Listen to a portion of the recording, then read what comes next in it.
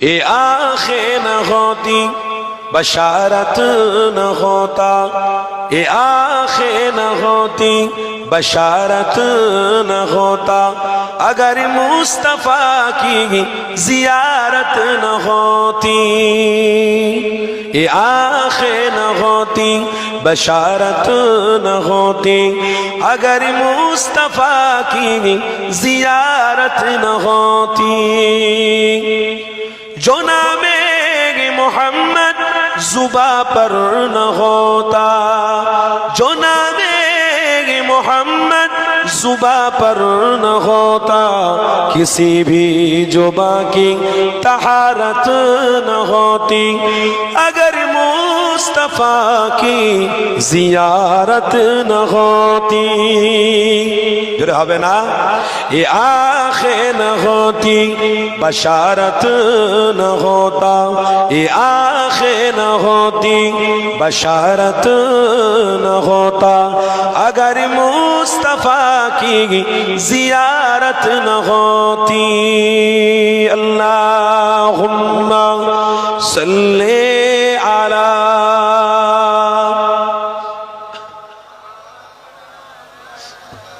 व अला आलि सय्यिदना मौलाना मुहम्मद। वो अक़सा की महफिल कभी भी न सजती, वो अक़सा की महफिल कभी भी न सजती, कभी भी न सजती, अगर मुस्तफा की सदारत न होती, अगर मुस्तफा की जियारत न होती। आरो जोरे होबे ना, ये आंखें न होती बशारत न होती, ये आंखें न होती बशारत न होती, अगर मुस्तफा की जियारत न होती। मोहम्मद पे कट कर खुदा जो न मिलता, मोहम्मद पे कट कर खुदा जो न मिलता, खुदा जो न मिलता, सहाबा की ऐसी तिजारत न होती, अगर मुस्तफा की जियारत न होती।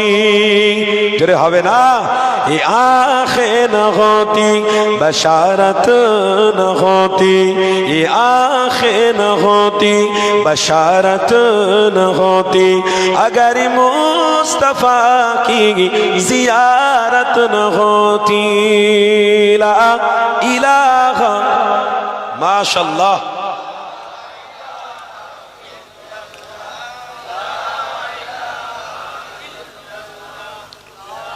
ला इलाहा इल्लल्लाह मुहम्मदुर रसूलुल्लाह। अल्लाहुम्मा सल्ली अला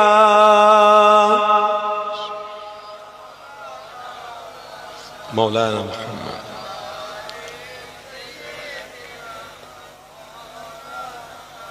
प्यारे हाजराने मजलिस, আমার বাপেরা আমার ভাইরা, কি গো তাবারুকের আশায় এসেছি না আল্লাহকে খুশি করতে এসেছি? সত্যি বলছেন তো? সত্যি বলছেন তো? এ দিলের খবর কে জানে? কে জানে না? বিশ্বাস করেন তো? তাহলে যদি আপনারা তাবারুকের আশায় না আসেন, যা শুনেছেন ওর উপরে আমল করতে হবে, না হলে দায়ী হয়ে যাবেন, আল্লাহর কাছে ধরা পড়বেন। আপনি যদি আমলে পরিবর্তন জীবনটাকে না করতে পারেন, এখানে বসা আপনার জন্য বৃথা, বেকার। এই 4 ঘন্টা যে আপনারা আমলে বসেছিলেন, বসাটা বেকার হবে, আর বসাটা ঠিক হবে যখন আপনার জীবনে আমল পরিবর্তন হয়ে যাবে। আমলি পরিবর্তন নিয়ে আসবেন তো? যদি কম আমল করতাম, বেশি করব তো ইনশাআল্লাহ। এই আমলের জন্য আছে এইগুলো মাহফিল। কেন আপনারা যতজন এসেছেন সব আমল করছেন। সুবহানাল্লাহ, আলহামদুলিল্লাহ, দরুদ শরীফ, এগুলো সব আমল।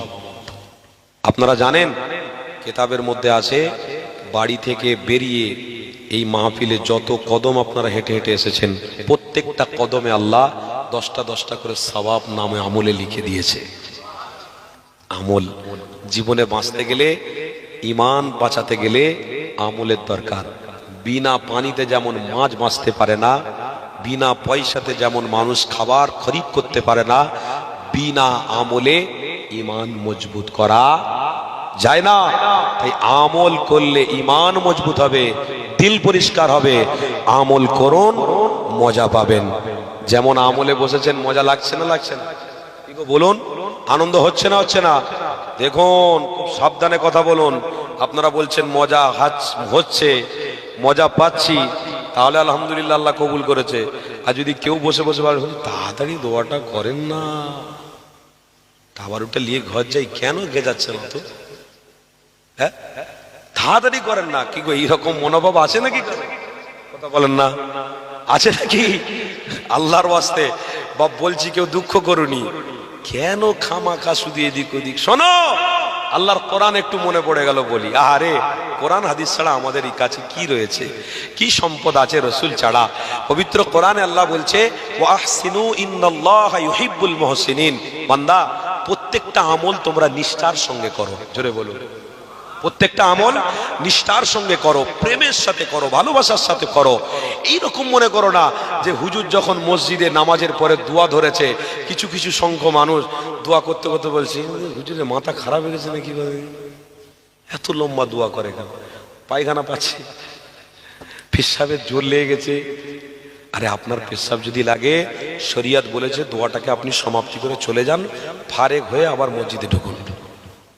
আপনি যদি নামাজে লাইনে দাঁড়িয়ে থাকেন, যদি আপনার পায়খানার বেগ আসে, তো মসলা বলছে, শরিয়ত বলছে, আপনার পিছনে যে ব্যক্তিটা নামাজ পড়ছে তাকে ধরে টেনে আপনার কাতারে দাঁড় করিয়ে ওই রকম টেনে টেনে টেনে টেনে আপনি বাইরে বেরিয়ে যান। আবার উজু করুন, যে নামাজটা ছেড়ে গেছে আবার নতুন করে নামাজে নিয়ত বাঁধুন। যদি আপনার ইমামের পিছনে নামাজ থাকে তো আপনি 1 রাকাত পান বা 2 রাকাত পান, পেয়ে যাবেন। 2 রাকাত যেটা ছেড়ে গেছে আবার উঠে নিজে পড়ে নেবেন। এটাই হলো শরিয়ত। হ্যাঁ, এত কিঞ্চিত করলে হবে? মনটাকে এত ছোট করলে হবে? হুজুর দোয়া করছে তোমাদের ভালোর জন্য, আর তোমরা পিছনে এদিকে সব গা চুলকা চুলকি করছো। হুজুরের কি মাথা খারাপ হয়ে গেছে নাকি? খাওয়া দাওয়া হয় না? বউয়ের সাথে গন্ডগোল হয়েছে নাকি? কথা খারাপ নিচ্ছেন নাকি? না, হুজুরের মাথা ব্যথা খারাপ হয়ে গেছে, স্বামী স্ত্রী মনে হয় গন্ডগোল হয়েছে, মালকড়ি মনে হয় কম হয়ে গেছে, ওই জন্য বেশি বেশি আমাদের সব ঠকাচ্ছে, দোয়া করছে। মর দোয়া করে, বা যতক্ষণ দোয়া করবো ততক্ষণ করবি। তোরা ব্যবস্থা হুজুরকে করিস, সুযোগ পেলে আমি মসজিদে আসলে তোদের ব্যবস্থা করবো। কথা বুঝছেন না?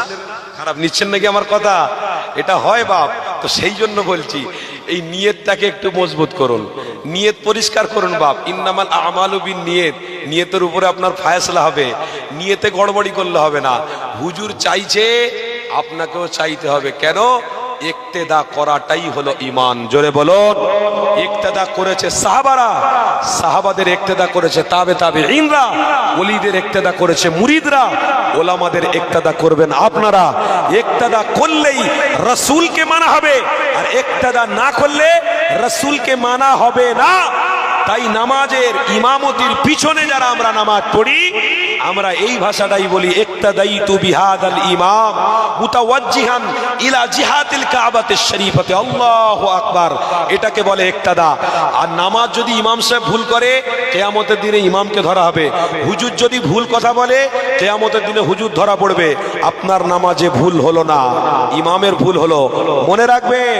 তাই বলছি, ইক্তেদা করাটা হলো আমাদের ঈমান। ইমাম যদি হাত তুলে দোয়া দীর্ঘক্ষণ করে, কিচ্ছু বলা যাবে না। ফজরের নামাজে ইমাম যদি বড় সূরা ধরে, কিচ্ছু বলা যাবে না। তারাবির নামাজ হয়ে গেল, কিছু কিছু ব্যক্তি আছে তারাবি একটু সূরাটা বেশি পড়ে ফেলেছে, সূরা বাকারা একদিনে শেষ করে দিয়েছে। হাফেজ সাহেবকে তার পরের দিন বলছে, কি গো, পেশাব পায়খানা বন্ধ করে দেবে নাকি? এত লম্বা তারাবি হয়, একটু জোরে পড়েন না, স্পিরিটে একটু রুকু সেজদাগুলো করেন না। আল্লাহু আকবার। খবরদার বাপ, এই সব করবেন না, বলবেন না। কি গো, আল্লাহর জন্য আমরা দুনিয়ায় বেঁচে থাকবো, আর আল্লাহর জন্য আমরা মরবো। বলুন ইনশাআল্লাহ। কোরআনের মধ্যে রয়েছে, কুল ইন্না সলাতি ওয়া নুসুকি ওয়া মাহইয়ায়া ওয়া মামাতি লিল্লাহি রাব্বিল আলামিন। নামাজ পড়ো আল্লাহর জন্য, রোজা রাখো আল্লাহর জন্য, হজ করো আল্লাহর জন্য, যাকাত দাও আল্লাহর জন্য, ভালো কাজ করো আল্লাহর জন্য, গরিবকে খানা দাও আল্লাহর জন্য, গরিবদের মাথায় হাত রাখো আল্লাহর জন্য, ইমানি মাহফিলে বসো, এটাও আল্লাহর জন্য। যা করবেন কাকে খুশি করার জন্য? কাকে খুশি করার জন্য? আল্লাহর বান্দা আল্লাহকে খুশি করবেন। তাকবীর দেন, নারে তাকবীর।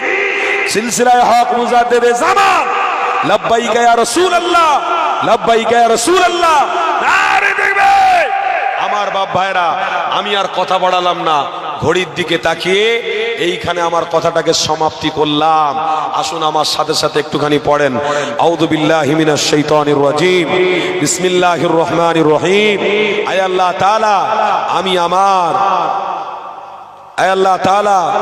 আমি আমার জীবনে যা গুনাহ করেছি আল্লাহ আপনি মাফ করেন। আয় আল্লাহ তাআলা, আমি আমার গুনাহ হইতে তওবা করিতেছি। আয় আল্লাহ তাআলা, আমি আমার গুনাহ হইতে তওবা করিতেছি। আস্তাগফিরুল্লাহ রাব্বি মিন কুল্লি যামবি ওয়া আতুবু ইলাইহি ওয়ালা হাওলা ওয়ালা কুওয়াতা ইল্লা বিল্লাহিল আলিয়্যিল আযীম। পড়ুন, আশহাদু আল্লা ইলাহা ইল্লাল্লাহু ওয়া আশহাদু আন্না মুহাম্মাদান আবদুহু ওয়া রাসূল। পড়ুন সকলে, লা ইলাহা ইল্লাল্লাহু মুহাম্মাদুর রাসূলুল্লাহ সাল্লাল্লাহু তাআলা আলাইহি ওয়াসাল্লাম। প্যারে হাজরানে মজলিস, আমার বাপেরা, আমার ভাইরা, পীর মুর্শিদরা করেছে, আমরাও করি। আপনারা সকলে সব রেসানি হবে, সূরা ফাতিহা শরীফ, সূরা ইখলাস শরীফ, দরুদ শরীফ পড়লেন, মনে মনে সব পড়েন। আমার মা বোনেরা মাইকের আওয়াজ শুনতে পাচ্ছেন, আপনারাও পড়েন, সবাই পড়েন। আলহামদুলিল্লাহ, 53 খতম কোরআন শরীফ পড়া হয়েছে, তেলাওয়াত হয়েছে। বলুন আলহামদুলিল্লাহ। আগামী বছর 53 নয়, আগামী বছর 1000 খতম করতে হবে। এত বড় গ্রাম, এতগুলো মানুষ, তার মানে কোরআন শরীফ মোটেই হাত দেওয়া হয় না। কি হচ্ছে কি বাপ, এগুলো একটু লক্ষ্য। 53 খতম, এ তো অনেক কম হয়ে গেছে মানুষ সংখ্যা হিসাবে। আগামী বছর আমরা আরো যেন খতম দিতে পারি। বলুন ইনশাআল্লাহ, আল্লাহ কবুল করেন। পড়ুন সকলে, আউযু বিল্লাহি মিনাশ শাইতানির রাজীম, আলহামদুলিল্লাহি রাব্বিল আলামিন, মালিক ইয়াউমিদ্দিন, ইহদিনাস সিরাতাল মুস্তাকিম, সিরাতাল লাযিনা আন'আমতা আলাইহিম, আউযু বিল্লাহি মিনাশ শাইতানির রাজীম, কুল হুয়াল্লাহু আহাদ, আল্লাহুস সামাদ, আল্লাহু আহাদ, আল্লাহুম্মা সাল্লি আলা সাইয়্যিদিনা, আল্লাহুম্মা সাল্লি, আল্লাহুম্মা সাল্লি, আল্লাহুম্মা